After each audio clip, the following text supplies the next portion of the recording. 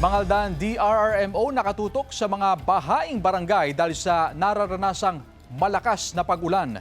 Narito ang report.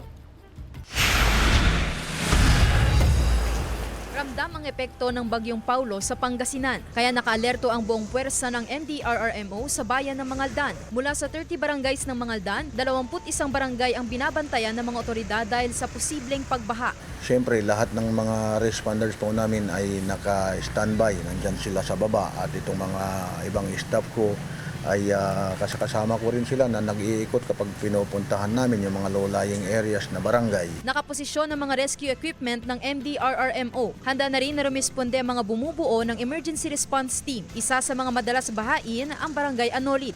Ngayon po, binaha sila dahil daw umapaw ang tubig na galing sa Santa Barbara na tinatawag nating Sinukalan River, connecting Paldakit yung sa amin. Nangangamba ang mga residenteng nakatira malapit sa Payas Creek. Pinangangambahan ng pagtaas ng antas nito kung tuloy-tuloy ang ulan. Tulad ng naranasan nila noong super bagyong Nando kung saan umabot hanggang baywang ang antas na baha sa lugar.